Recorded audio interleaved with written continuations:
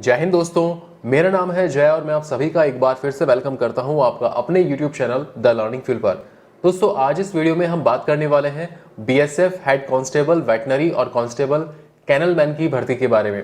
जी हाँ दोस्तों, ministry of home affairs ने बीएसएफ में हेड कांस्टेबल वेटनरी और कांस्टेबल कैनल मैन पोस्ट के लिए एलिजिबल मेल और फीमेल इंडियन सिटीजन से ऑनलाइन एप्लीकेशंस इनवाइट किए हैं।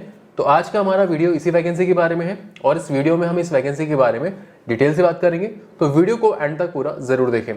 तो चलिए शुरू करते हैं और सबसे पहले बात करते हैं यहाँ पर नंबर ऑफ पोस्ट के बारे में।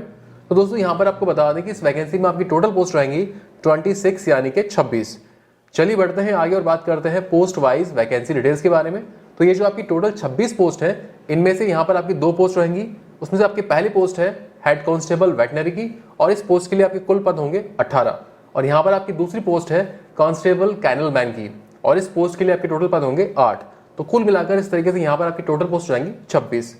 चलिए बढ़ते हैं आगे और बात करते हैं इसकी इंपॉर्टेंट डेट्स के बारे में। तो दोस्तों, यहाँ पर आपको बता दें कि इसका फॉर्म फिल करने की लास्ट डेट होगी एम्प्लॉयमेंट न्यूज़पेपर में जिस डेट पर इसका एडवर्टाइजमेंट पब्लिश होगा, उस डेट से लेकर अगले 30 दिनों तक आप इसका ऑनलाइन फॉर्म फिल कर सकते हैं। तो ये थी इसकी इंपॉर्टेंट डेट्स। चलिए बढ़ते हैं आगे और बात करते हैं यहाँ पर आपकी एप्लीकेशन फी के बारे में।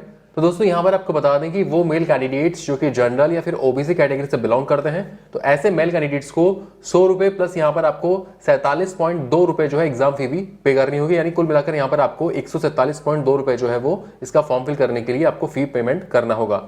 इसके अलावा दोस्तों, यहाँ पर आपको बता दें कि वो कैंडिडेट्स जो कि एससी कैटेगरी से बिलोंग करते हैं या फिर एसटी कैटेगरी से बिलोंग करते हैं या फिर अगर आप एक्स सर्विसमैन हैं या फिर अगर आप कोई फीमेल कैंडिडेट है, तो यहाँ पर आपको इसका फॉर्म फिल करने के लिए कोई भी फी का पेमेंट नहीं करना होगा। तो ये थी आपकी एप्लीकेशन फी। चलिए बढ़ते हैं आगे और बात करते हैं यहाँ पर आपकी एज लिमिट यानी कि आपकी उम्र के बारे में। तो दोस्तों, यहाँ पर आपको बता दें कि इस वैकेंसी के लिए अप्लाई करने के लिए आपकी कम से कम उम्र 18 साल तक हो सकती है और आपकी अधिकतम उम्र 25 साल तक हो सकती है। तो ये थी आपकी एज लिमिट। अब हम बात करेंगे यहाँ पर आपके पे स्केल यानी कि वेतन के बारे में। तो यहाँ पर पहले हम बात करेंगे हेड कांस्टेबल वेटनरी पोस्ट के लिए आपके पे स्केल के बारे में। तो इस पोस्ट के लिए आपका पे स्केल रहेगा लेवल 4 के हिसाब से 25,500 रुपए से लेकर 81,100 रुपए तक। अब हम बात करेंगे कांस्टेबल कैनल मैन पोस्ट के लिए आपके पे स्केल यानी कि सैलरी के बारे में। तो इस पोस्ट के लिए आपका पे स्केल रहेगा लेवल 3 के हिसाब से 21,700 रुपए से लेकर 69,100 रुपए तक। तो ये था यहाँ पर आपका पे स्केल।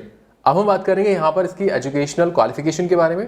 तो यहाँ पर पहले हम बात करेंगे हेड कांस्टेबल वेटनरी पोस्ट के लिए इसकी एजुकेशनल क्वालिफिकेशन के बारे में।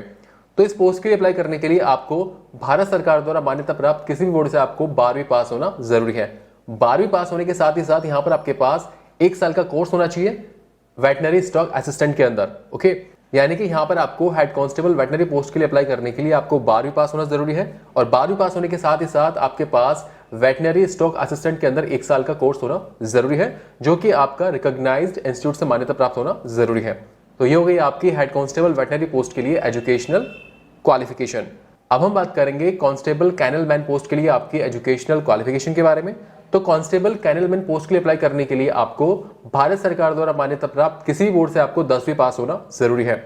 10वीं पास होने के साथ ही साथ आपको किसी भी गवर्नमेंट वेटनरी हॉस्पिटल में या फिर डिस्पेंसरी में या फिर वेटनरी कॉलेज में या फिर गवर्नमेंट फार्म के अंदर जो है आपको एनिमल्स को हैंडल करने का 2 साल का एक्सपीरियंस भी होना जरूरी है। तो ये थी आपकी कांस्टेबल कैनल मैन पोस्ट के लिए एजुकेशनल क्वालिफिकेशन।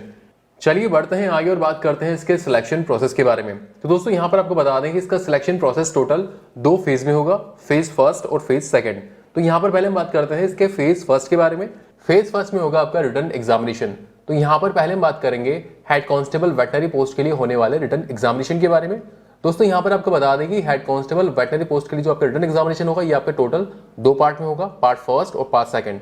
पार्ट फर्स्ट में जो आपका रिटन एग्जामिनेशन होगा वो 12th स्टैंडर्ड का होगा। ओके, और इस पार्ट फर्स्ट में आपके टोटल 4 पेपर होंगे।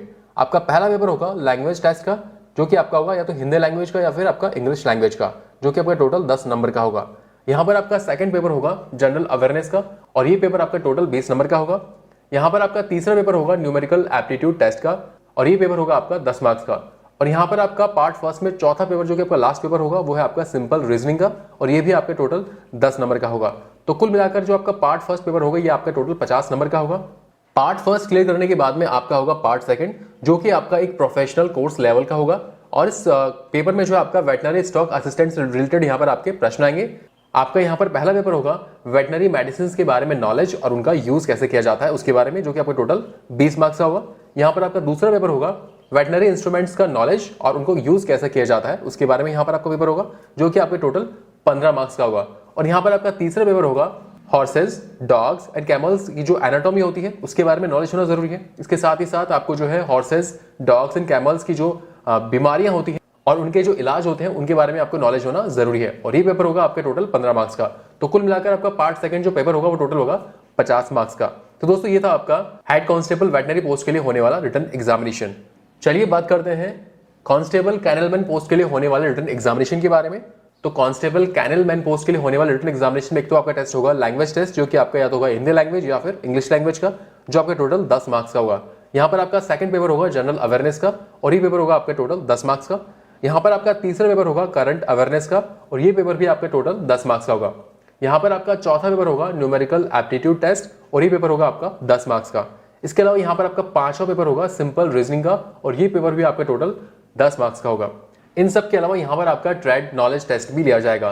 दोस्तों यहाँ पर आपको बता दें कि ये जो आपका ट्रेड नॉलेज टेस्ट लिया जाएगा, इस टेस्ट में यहाँ पर आपको लोकल एनिमल हस्बेंड्री के बारे में नॉलेज होना जरूरी है, ओके, जिसमें कि आपका animal housing, feeding, grooming, rest training, equipment, seasonal care, body parts, life span. इसके अलावा दोस्तों यहाँ पर आपको जो है एनिमल्स की ब्रीड्स के बारे में यानी कि एनिमल्स की नस्लों के बारे में भी पता होना चाहिए। इसके साथ ही साथ आपको एनिमल्स की बीमारी और उनके उपचार का भी नॉलेज होना जरूरी है, तो उसका यहाँ पर आपका ट्रेड टेस्ट लिया जाएगा। और दोस्तों यहाँ पर आपको बता दें कि ये जो आपका ट्रेड नॉलेज टेस्ट लिया जाएगा ये आपके टोटल 50 मार्क्स का होगा। तो कुल मिलाकर आपका कांस्टेबल कैनलमैन पोस्ट के लिए जो रिटन एग्जामिनेशन होगा ये आपके टोटल 100 मार्क्स का होगा। तो ये था आपका स्टेज फर्स्ट, जिसमें क्या होगा आपका written examination. Stage first clear करने के बाद में आपका होता है स्टेज सेकंड। स्टेज सेकंड में होगा आपका पीएसटी यानी कि फिजिकल स्टैंडर्ड टेस्ट और पीएसटी में जो है आपका हाइट, चेस्ट और वेट का मेजरमेंट किया जाएगा। तो दोस्तों यहाँ पर आपको बता दें कि हेड कांस्टेबल वेटनरी और कांस्टेबल कैनलमैन पोस्ट दोनों ही पोस्ट के लिए आपका हाइट, चेस्ट और वेट का मेजरमेंट सेम रहेगा। तो यहाँ पर पहले हम बात करेंगे मेल कैंडिडेट्स की हाइट के बारे में। तो आपकी हाइट कम से कम 165 सेंटीमीटर तक होना जरूरी है। अब हम बात करेंगे फीमेल कैंडिडेट्स की हाइट के बारे में। तो आपको बता दें कि फीमेल कैंडिडेट्स की हाइट कम से कम 150 सेंटीमीटर तक होना जरूरी है। आइए बात करते हैं चेस्ट के क्राइटेरिया के बारे में। तो दोस्तों यहाँ पर आपको बता दें कि फीमेल कैंडिडेट्स का चेस्ट का मेजरमेंट नहीं लिया जाता है। आइए बात करते हैं मेल कैंडिडेट्स के चेस्ट के क्राइटेरिया के बारे में। तो दोस्तों यहाँ पर आपको बता दें कि मेल कैंडिडेट्स का चेस्ट बिना फुलाए कम से कम 76 सेंटीमीटर तक होना जरूरी है और उसमें कम से कम 5 सेंटीमीटर का फुलाव भी होना जरूरी है। आइए बात करते हैं यहाँ पर आपके वेट यानी कि वजन के बारे में। तो दोस्तों यहाँ पर आपको बता दें कि आपका वेट आपकी हाइट और आपकी एज के अकॉर्डिंग रहेगा। तो ये हो गया आपका पीएसटी यानी कि फिजिकल स्टैंडर्ड टेस्ट। आइए बात करते हैं फेज सेकंड में होने वाले आपके अगले टेस्ट के बारे में, जो कि होगा आपका पीईटी यानी कि फिजिकल एफिशिएंसी टेस्ट। पीईटी के अंदर आपका रनिंग, लॉन्ग जंप और हाई जंप का टेस्ट लिया जाएगा। तो आइए पहले बात करते हैं मेल कैंडिडेट्स की रनिंग के बारे में। तो यहाँ पर आपको बता दें कि मेल कैंडिडेट्स की रनिंग कुल 1.6 किलोमीटर की होगी और इस 1.6 किलोमीटर रनिंग को कंप्लीट करने के लिए आपको 7 मिनट का समय दिया जाएगा। आइए बात करते हैं फीमेल कैंडिडेट्स के रनिंग के क्राइटेरिया के बारे में। तो आपको बता दें कि फीमेल कैंडिडेट्स की रनिंग कुल 800 मीटर की होगी और ये 800 मीटर रनिंग कंप्लीट करने के लिए आपको 5 मिनट का समय दिया जाएगा। आइए बात करते हैं यहाँ पर आपके लॉन्ग जंप के बारे में। तो पहले बात करेंगे मेल कैंडिडेट्स के लॉन्ग जंप के बारे में। तो आपको बता दें कि मेल कैंडिडेट्स का लॉन्ग जंप कुल 11 फीट का होगा और इस 11 फीट लॉन्ग जंप को क्लियर करने के लिए आपको 3 चांसेस दिए जाएंगे। आइए बात करते हैं फीमेल कैंडिडेट्स के लॉन्ग जंप टेस्ट के बारे में। तो आपको बता दें कि फीमेल कैंडिडेट्स का लॉन्ग जंप कुल 8 फीट का होगा और इस 8 फीट लॉन्ग जंप को क्लियर करने के लिए आपको 3 चांसेस दिए जाएंगे। चलिए बात करते हैं यहाँ पर आपके हाई जंप के बारे में। तो पहले बात करेंगे मेल कैंडिडेट्स के हाई जंप के बारे में।